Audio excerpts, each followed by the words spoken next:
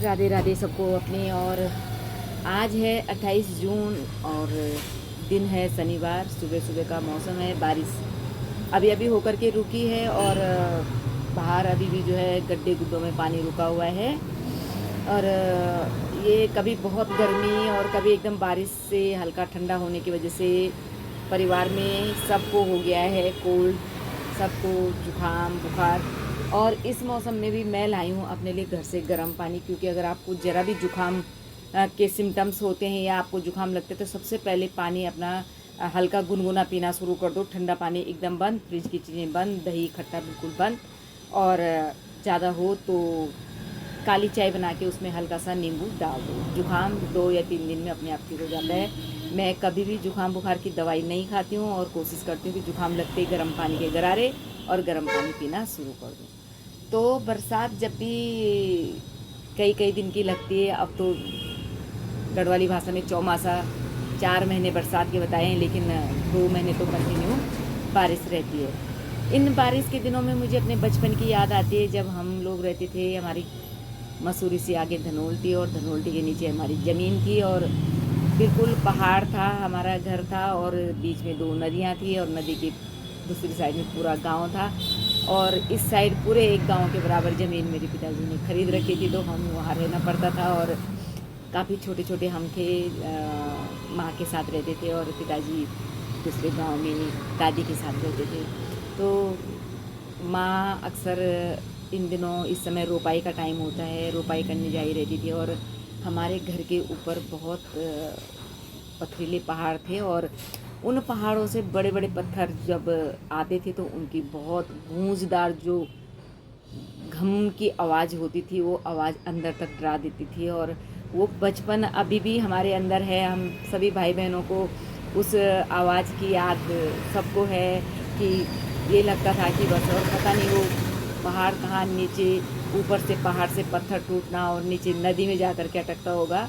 और हर समय बारिश रहती थी क्योंकि घना घोर जंगल था, बारिश रहती थी। और यहाँ तक कि मुझे याद है जब मैं छोटी थी और मैं बिल्कुल वहाँ जाना पसंद नहीं करती थी। मैं पिताजी के साथ, अपने दादी के साथ ही इसी गांव में रहना पसंद करती थी। लेकिन जब मैं कभी जाती थी और शाम होते, आज की तरह चकाचौंध नहीं थी, अब तो वहाँ लाइट चली गई होगी, रोड चली गई होगी, लेकिन उस समय कुछ नहीं था, मीलों पैदल का रास्ता था। और शाम होते जो सबसे बड़ी भयानक बात होती थी, जो मेरे दिल को दहला देती थी, वो था बाघ। बिल्कुल जो है हमारे घर के, जो हमारा घर ख़त्म होता था और खेत था, उस खेत में बैठ के बाघ जो आवाज़ निकालता था, घुर्राहट करता था।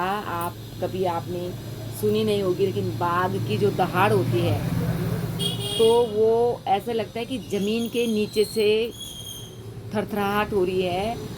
और माँ कहती है, मुझे बहुत ज़्यादा याद तो नहीं, डरती तो मैं बहुत थी, मुझे आज भी याद है डरती, पर माँ कहती थी कि, मैं कहती थी माँ मेरी छाती के ऊपर हाथ रख ले मेरे को बहुत डर लग रहा है। तो बचपन हमेशा याद रहता है और शायद बुढ़ापे बुढ़ापे तक याद रहता है। वहाँ रहना किसी सज़ा से कम नहीं था। और मैं मेरी माँ की हिम्मत मानती हूँ कि मेरी माँ वहाँ रहती थी। और इस बरसात में 4 महीने के लिए हम उस गांव के संपर्क से कट जाते थे। उस गांव में बहुत सज्जन लोग थे, कुछ लोग हमारे बिल्कुल जाति भाई भी थे, जो हर समय हमारी मदद करते थे, बहुत प्रयास करते थे कि हम किसी तरह से हमें कोई परेशानी ना हो। लेकिन इस टाइम पे उस गांव से संपर्क टूट जाता था कि जो आने जाने का रास्ता, तो क्या पुल तो वहाँ नहीं थे, लेकिन पत्थरों के ऊपर से जाना होता था। और इस समय वो पत्थर भी डूब जाते थे तो हम एकदम से कट जाते थे। मार्केट दुकानें दूर दूर तक नहीं थे। आप जिस दिन धनोल्टी में हम लोग गाड़ी से उतरते थे और धनोल्टी से जो हम सामान ले जाते थे, उस सामान पे ही हमने रहना था 6 महीने तक, या जितना भी वहाँ पे, जब तक पिताजी वहाँ एक बार फिर से नहीं आते हैं। वहाँ अनाज वगैरह खूब अनाज होता था, धान होते थे और गेहूँ वगैरह सब चीज़ें अच्छी होती थी। लेकिन बहुत ही जगह ऐसी थी कि एक अकेला हमारा मकान था और फिर पूरा जंगल था, पूरी खेती बाड़ी थी, सब कुछ था। और फिर बहुत दूर जा कर के वो नदियाँ थी और उन नदियों के पार एक गांव। अपना बचपन बहुत याद आता है। फिर माँ और दीदी जो है जब फसल पकती थी तो जंगली जानवर नुकसान पहुंचाते थे, तो माँ और दीदी जाती थी कि रात में वहाँ कहीं लालटेन वगैरह रख देते थे और कहीं कनस्तर वगैरह बजाने के लिए रस्सी घर तक आई रहती थी। लेकिन जब माँ और दीदी वहाँ जाते थे तो अगर मैं वहाँ हूँ और दीदी की किताब थी, शायद दीदी स्कूल जाती थी, दीदी की एक किताब थी जिसमें जानवर बने हुए थे, तो मैं कोशिश करती थी कि वो जानवर वाला पेज मैं बीच में ले लूँ और जानवर मुझे ना दिखाई दें, क्योंकि बहुत यादें हैं मेरी वहाँ से जुड़ी हुई। मेरे को याद है कि एक बार माँ गई हुई थी और घर था तो घर के कुछ कमरे खाली रहते थे, क्योंकि बहुत पुराना घर था वो, तो उन कमरों में हमारा जाना अलाउ नहीं था। लेकिन एक दिन मैंने उस कमरे से इतना भयंकर सांप निकलते हुए देखा, और उसकी आवाज़ जो घास के ऊपर से लोट लोट के नीचे गया, तो घास भी ढला हुआ था। माँ को तभी भरोसा हुआ जब घास भी लटकी हुई थी। मैंने माँ को बताया कि माँ, बहुत ही बड़ा सांप था, मैं नहीं जानती कि वो अजगर था या क्या था, क्योंकि और घर के किनारे पे एक आड़ू का पेड़ था। मैं उस दिन उस आड़ू के पेड़ पे बैठी रही जब तक माँ नहीं आई, और जब माँ आई तभी उतरी। जब हम बहुत छोटे बच्चे भी थे तो हमें रिस्पॉन्सिबिलिटी घर की मिली रहती थी कि कुछ मतलब कुछ माँ बना के जाती थी, कुछ हमें बनाना होता था, या थोड़ी सी दूर में पानी था वहाँ से हमें पानी भर के लाना था। एक बार जो है पानी लेने गई तो इतनी सी पीतल की पतीली थी, क्योंकि कितनी छोटी मैं रही होंगी, मेरे ख्याल से 6-7 साल की, तो पीतल की पतीली ही मैं पानी ला सकती थी और बड़े बर्तन में ला सकती, क्योंकि उठा के सिर में भी रखना होता था। और माँ ने बताया रहता था कि वहाँ से लाती रहना और यहाँ पे इन बर्तनों में भरती रहना, बड़ी बाल्टी वगैरह जो हम ले जा नहीं सकते थे। एक दिन पानी लेने गई तो मेरे आगे से सांप निकल गया, क्योंकि सांप कॉमन बात थी, वहाँ जंगल है, और उस सांप को डर के मारे उलझने के चक्कर में मैंने पतीली छोड़ दी, और मेरी पतीली इतनी ज़ोर ज़ोर से उछलती उछलती उछलती उछलती इतने नीचे चली गई, और इतना डर होता था मेरे लिए, इतनी आफत हो गई कि मैं वहाँ जाऊँ कैसे और वहाँ से वो पतीली लाऊँ कैसे। शायद दीदी भी साथ में थी, और पता नहीं दीदी ने क्या सपोर्ट किया होगा, वो पतीली हम ला पाए या फिर माँ, मतलब उस टाइम पे माँ ने अकेले में बहुत ज़्यादा संघर्ष किया है। संघर्ष तो पिताजी ने भी किया होगा, क्योंकि दूसरे गांव में दादी थी और कुछ भाई बहन, हम जैसे दीदी और मैं और छोटा भाई अगर माँ के साथ है तो दोनों बड़े भाई पिताई के साथ है, इस तरह हम अदला बदली करते रहते थे। लेकिन मैं बहुत कम वहाँ रहती थी, मुझे वहाँ बिल्कुल अच्छा नहीं लगता था। मुझे भले माँ के बिना दूसरे गांव में कैसे अच्छा लगता होगा, लेकिन मेरे को उस जगह पे, क्योंकि जहाँ पे हमारा घर था और जहाँ वो नदियाँ थी, नदी के पार एक पहाड़ था, लेकिन बिल्कुल ऐसे शेप में वो पहाड़ था, और मुझे उस पहाड़ से भी डर लगता था। इतना दैत्य आकार का वो पहाड़ था, मुझे उससे भी बहुत डर लगता था। तो मुझे लगता है कि हम पाँचों भाई बहन वहाँ रहे हैं, और की याद बिल्कुल ताज़ा होगी, और हम सब की अपनी अपनी मेमोरी हैं, हम सब की अपनी अपनी यादें हैं।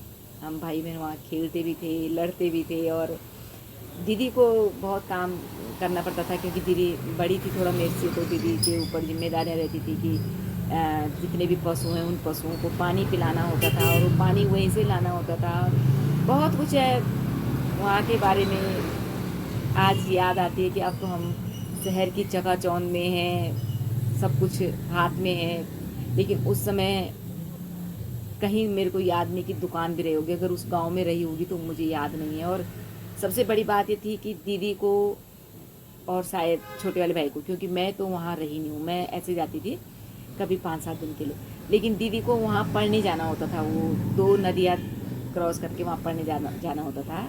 और वहाँ हमारा एक परिवार था, ताऊ जी हम उनको बोलते थे।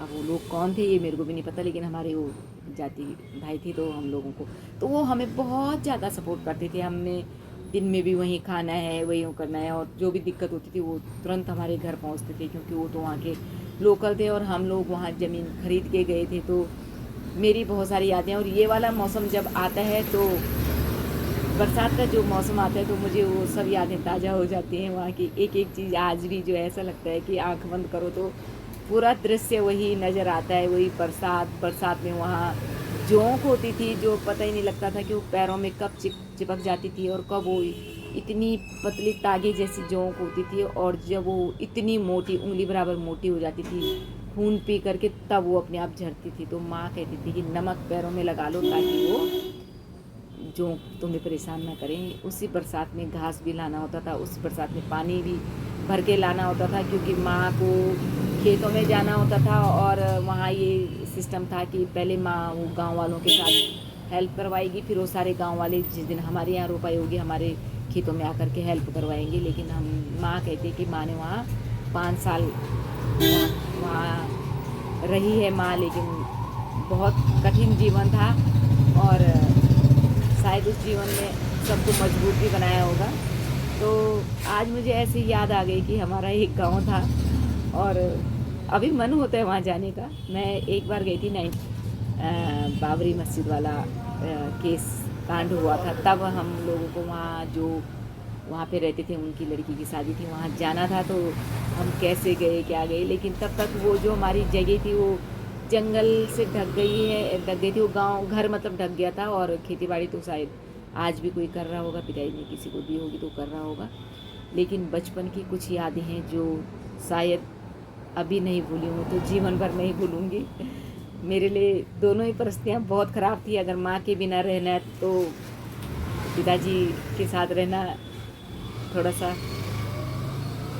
बहुत साधारण नहीं था, और माँ के साथ रहना है तो वो जंगली जानवरों का दिन दहाड़े वो 4-5 बजे हम लोगों ने दरवाजे बंद कर देने थे, कुत्ता भी अंदर बंद कर देना था। और वो जो बाघ था वो जो दहाड़े मारता था, जो भयंकर विस्फोटक उसकी आवाज़ होती है, क्योंकि अब तो हम केवल ये देख ही रहे हैं, फ़ोन पे देख रहे हैं कि हाँ बाघ है ये ऐसे, लेकिन जब बाघ अपनी ओरिजिनल आवाज़ में हुंकार भरता है तो अच्छे अच्छे लोगों के दिल कांप जाते हैं। और वो 1-2 आवाज़ें मुझे आज भी याद हैं। वो उस अजगर कह सकते हैं या सांप कह सकते हैं, उसका निकलना मुझे आज भी याद है।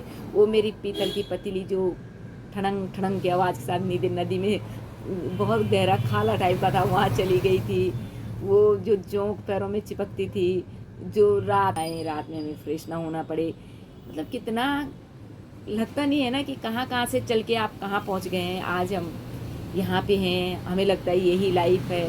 तब हमें लगता था कि यही लाइफ है, माँ के साथ छोटे छोटे काम कर देना, माँ की हेल्प करवा देना। लेकिन माँ इसके साथ ही मेरी एक याद और जुड़ी हुई है कि बरसात का मौसम था, नदी यहाँ तक चढ़ी हुई थी और पिताजी आए होंगे तो मैं पिताजी के साथ वापस जा रही थी। तो नदी में बह ना जाऊँ, पिताजी ने मेरा अंगूठा पकड़ा और हाथ छूट गया होगा तो अंगूठे पकड़ में आए। मेरा अंगूठा कटा हुआ था और बचपन में थोड़ा बहुत लगती रहती है, बचपन में थोड़ा बहुत चोटें लगती रहती है, तो इसमें शायद हल्का सा पस निकलना शुरू हो गया था। तो पिताजी ने पूरा हाथ छोड़ के अंगूठा पकड़ा, लेकिन मैंने इस डर से कि अगर पिताजी को बताती हूँ कि मेरे हाथ में चोट लगी हुई है, पिताजी मुझे छोड़ देंगे और मैं बह जाऊँगी, मैंने पिताजी को बिल्कुल नहीं बताया। और पिताजी ने इतना टाइट पकड़ा कि वो अंगूठा बाद में और प्रॉब्लम होने के बाद मेरे अंगूठे में आज भी फ़र्क है। इस नाखून के बाद अंदर से गैप है और ये निशानी वहीं की है, उन 2 नदियों की है जो नदियाँ बाढ़ भर भर के बरसात में आती थी। मैंने डर के मारे बिल्कुल नहीं बोला कि पिताजी अंगूठे में चोट लगी हुई है और वो प्रॉब्लम कर रहा है। पिताजी ने पूरी नदी उस अंगूठे को पकड़ के ऐसे खींच के करवाई होगी, मैंने नहीं बोला। लेकिन बाद में मेरा अंगूठा बरसों तक ऐसे यहाँ से ख़राब होता गया और अब इस अंगूठे की मेरी थोड़ा सा सेप बिगड़ी हुई है। तो ये निशानी भी वहीं की है। यादें तो यादें होती हैं। यहाँ आजकल खाने के लिए एक से एक चीज़ें, पर वहाँ पे माँ क्या करती थी कि सत्तू बना के रखती थी, बहुत ही स्वादिष्ट होता था। उस सत्तू का स्वाद आज भी याद है मुझे। और उसको माँ ने दूध में भिगा के इतने बड़े बड़े कटोरे या मग्गे में हम भाई बहन को दे देना था, तो वो बहुत सारी चीज़ों को भून के और घराट में पिसवा के सत्तू बनता था। और हमारा फेवरेट भोजन वही होता था, बहुत अच्छी सी उसकी खुशबू आती थी। और बस इसके अलावा वहाँ नमकीन बिस्किट या कोई भी ऐसी चीज़ हमने कभी शायद ही देखी होगी। यार मामा जी मेरे कभी वहाँ पूरे परिवार से माँ के बहाने आते थे, और मामा जी बहुत मुश्किल से वहाँ आ पाते थे क्योंकि रास्ते बहुत बिगड़ थे, लेकिन अपनी बहन के चक्कर में वो भी आते थे। तो जब कोई मेहमान आता था हमारे लिए बहुत बड़ी बात होती थी, बहुत बड़ा त्यौहार हो जाता था अगर कोई आ गया। तो बचपन की यादें अच्छी हों या बुरी हों, बच्चे का बचपन कैसा बीता है, वो बचपन उसको पूरे जीवन असर करता है। मैं जब माँ के बिना रहती थी, पिताजी के साथ रहती थी, मुझे वो समय अपने जीवन का सबसे ख़राब समय मैं उसको कहूँगी कि माँ के बिना रहना। और इस एज में जब ना अपने आप बाल बना सकते हो, ना अपने आप नहा सकते हो, बहुत ही ख़राब समय वो कह सकते हैं। मेरे लिए कितनी बड़ी दिक्कत थी कि ना मैं माँ के साथ रह सकती हूँ और ना मैं माँ के बिना रह सकती हूँ। तो वो बचपन अगर हमने 5-6 साल भी ये सब हमारे साथ रहा होगा तो वो मेरे जीवन पे अमिट छाप छोड़ चुका है। और माँ का जाना, जब माँ गई होगी तो वो दिन आज भी मुझे याद है। और जब माँ पहली बार गई थी तो ट्रक में हमारी पशु भी गए थे शायद, लेकिन माँ कहती कि मैं काफ़ी दूर तक पत्थर मारती हुई ट्रक के पीछे भागी हूँ कि तू मेरी माँ को क्यों लेके जा रहा है। और माँ रो रही होगी, मजबूरी है, बैठी हुई है और देख रही है कि मेरा बच्चा मेरे पीछे भाग रहा है। तो बचपन बच्चों को जहाँ तक हो सके, बच्चे ये भूल जाते हैं कि हमने गरीबी में दिन काटे हैं, लेकिन अगर माँ के बिना रहें तो वो नहीं भूल पाते हैं। या उन्हें बचपन में किस परिवार के सदस्य ने या किस बाहर वाले सदस्य ने उसको क्या कैसे बिहेव किया है, बच्चा कभी नहीं भूल पाता है। और अगर गरीब हों तो वो भूल जाते हैं कि हमने क्या खाया होगा, लेकिन व्यवहार कभी नहीं भूलता है। तो मुझे आज इस मौसम को देख के ऐसे याद आई कि यार हम कभी वहाँ रहते थे और हमने कैसे दिन वहाँ निकाले हैं।